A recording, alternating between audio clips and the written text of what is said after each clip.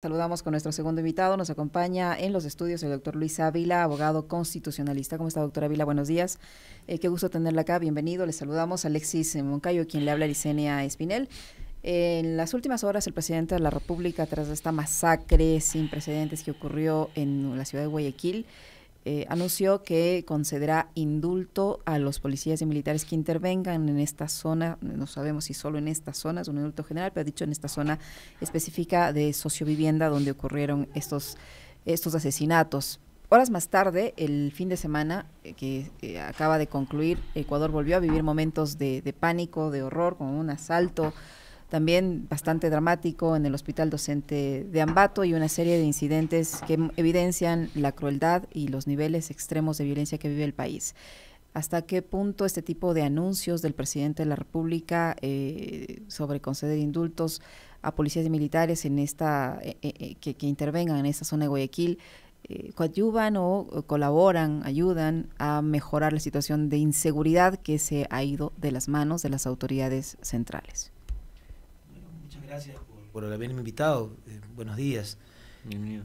Yo creo que hay dos líneas de análisis importantes aquí. O sea, yo creo que desde el punto de vista estrictamente jurídico es un placebo, ¿ya? Porque si nosotros revisamos la normativa, no solo constitucional, sino legal y reglamentaria, no es posible conceder indultos en este tipo de faltas.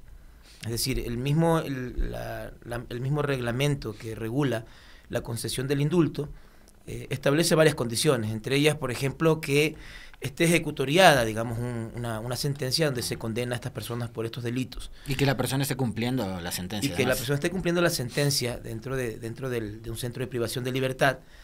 Pero además el mismo reglamento establece que este tipo de delitos no son susceptibles de indulto, ¿no?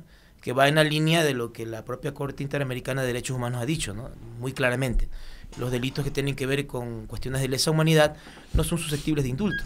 Entonces, básicamente se está prometiendo algo que jurídicamente es imposible. Es decir, un policía que actúa en sociovivienda y abate a un delincuente, lo mata en el momento en que está en un operativo, no puede ser beneficiado de este indulto. No podría serlo de acuerdo a la normativa, ¿no? Inclusive tomando en cuenta estas sentencias de la Corte Interamericana, que además son obligatorias para el Estado ecuatoriano, ¿no? Pero si un policía o un militar están en ejercicio pleno de sus funciones y hacen uso de ese ejercicio legítimo, no son objeto de ningún tipo de procesamiento, entendería. Claro, el problema es que, o sea, el anuncio tal como lo ha manifestado el presidente tampoco lo ha hecho de manera formal, es decir, claro. No hay un decreto, no hay ninguna norma del Ejecutivo que lo diga, lo ha dicho, entiendo, en el contexto de una declaración, ¿no? Es un tuit. Es un tuit y entiendo también en un evento público, ¿no? Lo ha manifestado. No tiene ningún efecto jurídico, digo, es decir, está prometiendo a los militares y policías algo que jurídicamente no es posible. Es decir, si emite el decreto, suponiendo el escenario en el que el presidente emite el decreto, ¿este decreto no puede estar sobre la ley que dice lo contrario o tienen que reformar la ley para dar este indulto a los policías y militares? La ley orgánica de la función legislativa establece allí el marco general, digamos, para el tema del indulto y la amnistía, ¿no? Tomando en cuenta que son figuras distintas, ¿no? En el caso de la amnistía es por motivos políticos y no se necesita necesariamente tener, digamos, una sentencia ejecutoriada. En el caso del indulto, que es una especie de perdón o rebaja de una pena, ¿ya? Es una forma de, por motivos humanitarios, justamente condonar o perdonar una pena o rebajarla en su momento. Entonces, y no solamente pues la normativa nacional, sino como lo ha manifestado la propia Corte Interamericana de Derechos Humanos ha dicho justamente que no se debe, está prohibido, digamos, otorgar indultos en este tipo de delitos de lesa humanidad. Es decir, un poco contestando lo que manifestaba Alexis, es decir, si es que eventualmente un miembro de la fuerza pública incurriera en este tipo de faltas, además, posterior al juzgamiento, y como ya lo manifestaba, con una sentencia ejecutoriada y su privación de libertad, no sería posible jurídicamente este tipo de indultos. Ahora, esta declaración, digamos, yo creo, Luis, que no hay que leerla en el contexto de la masacre de la semana pasada de los 22 en Nueva Prosperina, y creo que el país no debe leerla y no debe entenderla en torno a ese contexto. Vámonos más de atrás. Vámonos hacia la desaparición, hacia la eliminación extrajudicial, ¿no? Ejecución extrajudicial de Carlos Javier Vega en manos de efectivos de la Armada. Y vámonos también a la desaparición de los 4 niños de las Malvinas. O sea, ese es el contexto en el cual hay que leer esta declaración del presidente Noboa. Él, digamos, está primero manifestándose sobre algo que, como lo ha dicho en este momento Luis, es realmente impracticable e inviable, por más que emita decretos, por más que mande un documento más allá del tuit o de la declaración de prensa. Es un tema impracticable e inviable. Pero le está dando un mensaje a la fuerza pública, que puede además, en ese contexto, en el contexto de ya permanentes violaciones a los derechos humanos, como la del caso de Carlos Javier, o como la del caso de los 4 niños de las Malvinas, puede ser mal interpretada y mal asumida por los integrantes de la fuerza pública, militares y policías. Creo que en ese contexto hay que leer este asunto. Sí, no, y de hecho, por eso yo manifestaba al inicio de que hay dos líneas de reflexión, ¿no? Esta primera, que es jurídica, formal, ¿ya? Pero desde el punto de vista político estoy totalmente de acuerdo. Es más, yo iría un poquito más allá. Yo creo que, por supuesto, todos estos graves acontecimientos de violación de derechos humanos, del caso de los 4 niños de Guayaquil, debe sumarse además, y ahí quería ir un poquito más allá de lo que tú planteas, hay un patrón de comportamiento autoritario y de sistemática violación de derechos humanos. Así es. Y particularmente de los más pobres, ¿no? Claro. Y particularmente de población afro. ¿Ya? ¿No? Hay un informe reciente de la CEDU, de INRED y de Human Rights Watch, donde dice particularmente que hay más de 28 casos ya denunciados de posible desaparición forzosa, torturas, ejecuciones extrajudiciales, ¿no? Y de eso, al menos la mitad son de personas afros y además de sectores de enorme pobreza en el Ecuador. Entonces yo diría que, y eso es lo grave tal vez de este anuncio, más allá del tema jurídico, es que en el fondo es darle una especie de cheque en blanco a la fuerza pública. Así es, exactamente. Para que justamente se siga en este patrón de vulneración y sistemática violación de los derechos de mucha gente, particularmente los más pobres. Es decir, hay una criminalización de la pobreza, pero además hay un patrón de comportamiento para poder evitar, digamos, la emergencia de una agenda progresista en el país, ¿no? Entonces, es un poco darle duro a estos sectores como un mensaje de fuerza y autoritarismo a la población. Pero, a ver, también en este caso, estimado Luis, lo que se ha pretendido, digamos, desde el gobierno, desde medios de comunicación que han seguido las líneas de los últimos 3 gobiernos, más los últimos 2, Lasso y Noboa, es de que, por ejemplo, quienes velan y son activistas permanentes en defensa de los derechos humanos, lo que buscan es la impunidad de los delincuentes, ¿no? Entonces, que les dejan a los militares y a los policías prácticamente en indefensión y que por eso policías y militares no actúan cuando se trata de un operativo, de neutralizar a un delincuente, a un asesino, a una banda, etcétera. ¿Qué tan cierto es eso? Es decir, ¿qué tanta relevancia o qué tan certera es esa teoría de que los grupos de derechos humanos tienden más a favorecer al delincuente que a los ciudadanos comunes? Entonces dicen, no, pues que los ciudadanos comunes estamos indefensos porque los delincuentes hacen de las suyas. Sí, bueno, es que ahí hay un tema, digamos, clásico, ¿no? De crítica generalmente a los derechos humanos, de que supuestamente los derechos humanos favorecen a los delincuentes, ¿no? De ninguna manera. Lo que pasa es que hay que entender que los derechos humanos no son una teoría política neutra. Toma una opción por el más débil, el que está estructuralmente más débil. Ojo, ¿no? Si alguien en algunos eventos en los que yo he participado como académico, siempre alguien dice, pero ¿en qué sentido una persona que está siendo apuntada a la cabeza por un sicario con un revólver está, digamos, en desventaja, ¿no?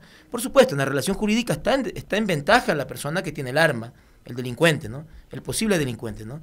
Pero, sin embargo, estructuralmente ese delincuente tiene que enfrentar a la fiscalía, a la defensa pública, a los propios prejuicios de la gente que quiere que le apliquen pena de muerte, aunque en este país está prohibido, afortunadamente. Entonces digo, no es tan cierto eso en la medida de que los derechos humanos lo que está planteando no es impunidad, sino que se escucha a las personas en igualdad de oportunidades. Es decir, si una persona es acusada por X delito, se le da la oportunidad de defenderse y ser escuchado, ¿ya? Y que los prejuicios no afecten la objetividad de su investigación. Eso es nada más lo que plantean los derechos humanos. Ahora, fíjate una cosa importante.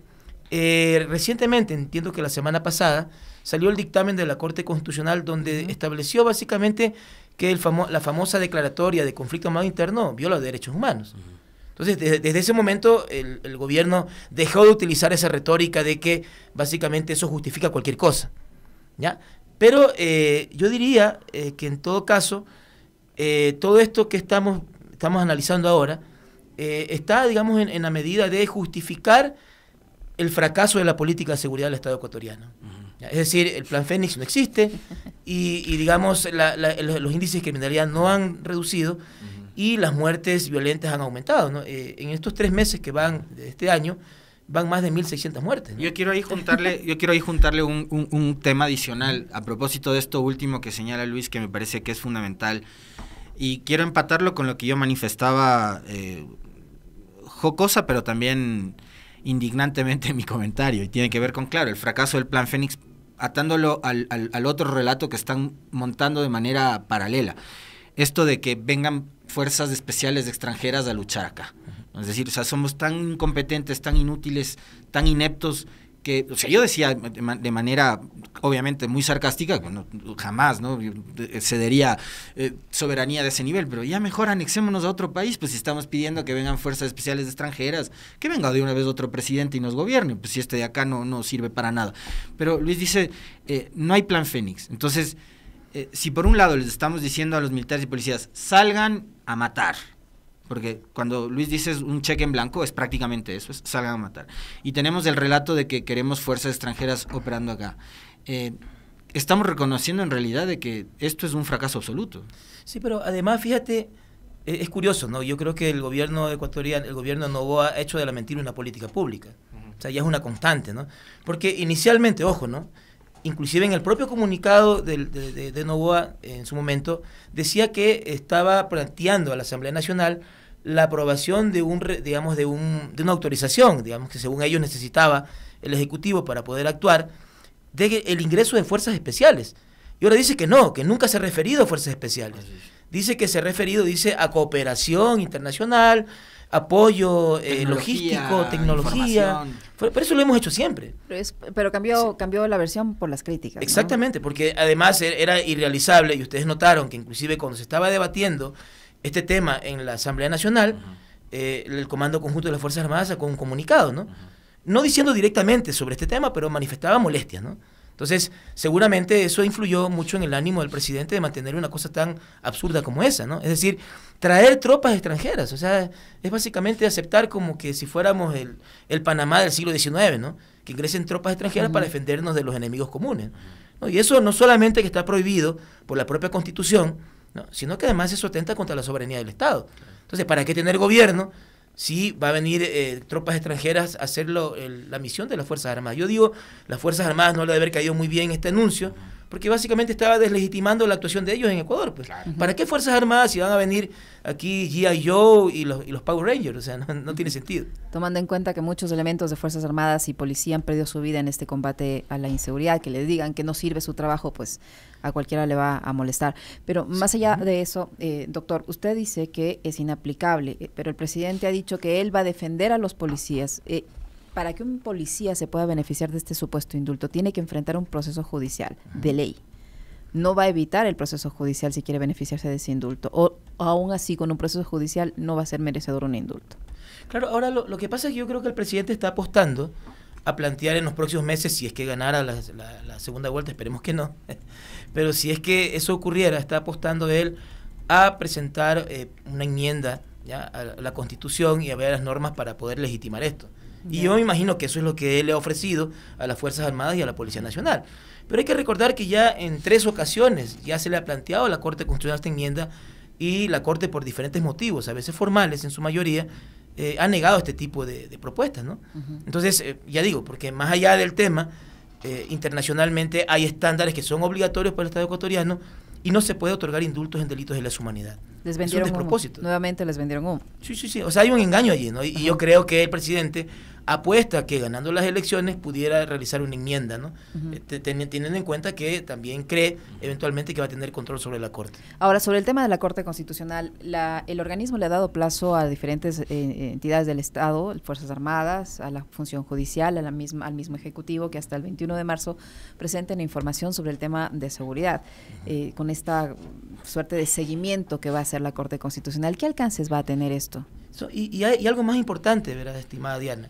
Allí en esa sentencia, en este dictamen, ¿ya?, que además tiene un patrón también de la Corte Constitucional desde hace unos 4 años atrás, donde le recuerda al Estado, no solamente ahora, sino también al gobierno de Lasso y Lenin, le recuerda que hay facultades y potestades regulares, ¿ya? Y que no necesita estado de excepción para esto. Se lo ha dicho una y otra vez, ¿ya? Y en esta última ocasión hay un elemento importante además, que no solamente le está diciendo que informe hasta esta fecha, sino que integre una especie de consejo de seguridad con varias instituciones para dar una respuesta de seguridad. O sea, básicamente le está recordando al gobierno de Noboa, le está diciendo, vea, haga su trabajo, gobierne, haga un acto de gobierno para poder dar alguna solución al problema de la inseguridad del país. Es decir, ya no basta esos discursos de culpar a los anteriores gobiernos, sino que tiene que asumir una respuesta efectiva desde el gobierno. Yo quisiera abordar otros temas también que tienen que ver con asuntos de derechos y que tienen mucha relación con el momento político electoral que vive el país, Luis. Por ejemplo, el prohibir que las personas puedan ir con su teléfono celular a votar. Eso en el contexto también de la seguridad, lo han dicho ellos, ¿no? Que ha habido personas que han sido amenazadas o coaccionadas para votar de determinada manera. Dicen que tienen las denuncias, nunca han presentado las denuncias, ni el CNE ni la Fiscalía ha recibido denuncia alguna con respecto de lo que ha manifestado tanto Noboa como el señor de la Gasca, que otra vez lo han guardado después de los desatinos de los últimos días. Pero, ¿cuánto afecta eso los derechos y las libertades de la gente? Estos gobiernos, Noboa, los anteriores, que tanto nos han hablado de libertades, ahora quieren impedirte y restringirte la libertad de poder llevar tu teléfono al día de las votaciones. Sí, bueno, ahí quiero recordar algo, ¿no? Yo estuve buscando, recuerden que antes ya hubo esta prohibición de llevar el celular a la urna, no sé si ustedes recuerdan eso, ¿no? Hace unos años atrás había una norma que impedía aquello, ¿no? Yeah. Pero, ¿cuándo surgió esto? Yo estaba buscando información y yo creo que lo han borrado, ¿no? Intencionalmente, pero yo recuerdo que eso surgió justamente en una de las campañas de Álvaro Noboa, ¿ya? Cuando se dijo que estaba comprando votos. No sé si ustedes recuerdan eso. Yeah. Entonces, en ese contexto, yo estaba buscando esa información, no la encuentro, ¿no? Estaba buscando en la web y no encuentro esa información, pero yo creo que ustedes recuerden que eso ocurrió así, ¿ya? Ahora, más allá de la mala conciencia que puede tener el gobierno respecto de ese tipo de actos que son evidentemente inmorales e ilegales, ¿ya? Yo creería que en todo caso, imagínense en la logística que se necesitaría para poder, digamos, influir en la votación y decir, comprar 500.000 o 1 millón de votos como para poder virar una elección, es irrealizable. Quiero decir esto ¿por qué? Porque es ilógico pensar que se pueda utilizar cualquier mecanismo a favor de cualquier partido para poder influir por un mecanismo de ese tipo. Es decir, que la gente tome la foto y que mande eso, porque además se podría saber, o sea, es un sistema muy vulnerable. ¿Para qué se hace esto? Justamente porque el gobierno quiere construir la narrativa desde hoy día, si pierde la segunda vuelta, de decir que hubo fraude. Claro. ¿Ya? Pero ahora, un poco en la onda de lo que dice Alexis. Ciertamente viola el derecho de las personas, evidentemente, ¿no? El derecho a la libertad de expresión. Perdón, Luis, yo antes de que vayas a lo del tema de la libertad de expresión, la libertad de votación. Libertad en general. ¿Sí? Libertades en general. Mencionaba el tema del fraude, Luis. ¿Cómo le haces fraude a un gobierno que controla todo? Que Exacto. Tiene el CNE, que tiene el TCE, que tiene la Corte Constitucional, que tiene todos los organismos de control controlados. Sí, y además, o sea, ejerciendo un ejecutivo sin controles casi, ¿no? Y las Fuerzas Armadas vigilando el proceso. ¿No? Y además eso, ¿no? Además, digamos, cooptadas la fuerza pública, los medios de comunicación. ¿Dónde puede haber fraude, no? Es absurdo eso. Pero fíjense, un poco yendo a lo que planteaba inicialmente Alexis, lo que yo creo que están buscando son dos cosas aquí el gobierno. Uno, justificar posiblemente una especie de relato de posible fraude en el caso de que pierdan la segunda vuelta, que creo que es un poco por donde va la tendencia. Y lo segundo, que también es muy grave, es evitar que las personas que hacen control electoral de Revolución Ciudadana puedan tomar fotos con sus celulares. Es decir, van a tomar como pretexto eso, para decir, usted no ingresa el celular al recinto electoral, porque está prohibido. Y con eso van a obstaculizar el control electoral, y allí sí puede haber un fraude desde el Estado, que además controla, como ha dicho Alexis, casi todas estas instituciones. Pero, doctor Ávila, ¿es legal? Yo le pregunto esto porque no se supone que no se puedan hacer cambios en el tema electoral hasta un año antes de la elección, y estamos en pleno proceso electoral. ¿Se pueden modificar las condiciones en medio de un proceso electoral? Y el Consejo Nacional Electoral tiene la atribución de tomar ese tipo de decisiones en pleno proceso electoral. Jurídicamente no se pueden hacer cambios ya a las reglas del juego, ¿no?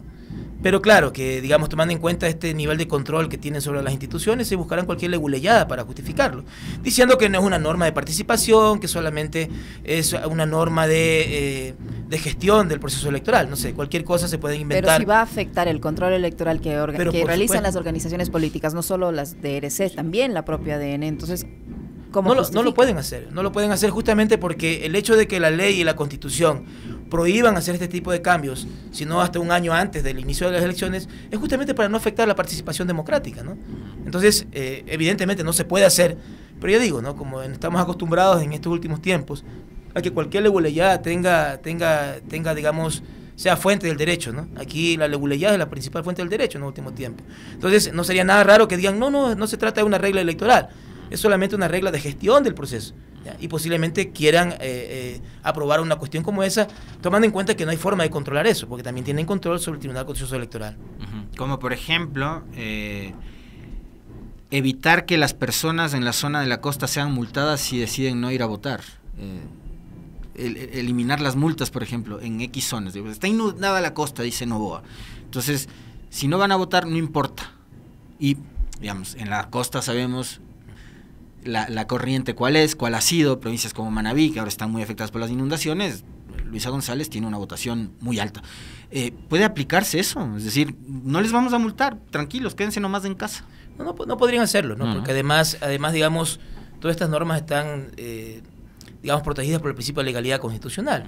Es decir, aún modificándose, no se podrían aplicar inmediatamente ahora porque la realidad es otra, ¿no? Es decir, en su momento son las reglas aplicables al proceso las que tenían que aplicarse y esto no podría regir, jamás.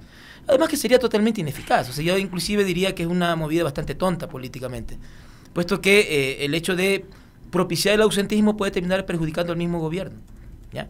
Eso tampoco no necesariamente, inclusive utilizado por parte del otro partido, puede inclusive ser contraproducente contra el partido de gobierno. Interesante. Muchísimas gracias, doctor Ávila, muy gentil por acompañarnos y por estar en este espacio. Muchísimas gracias a ustedes, siempre a las órdenes.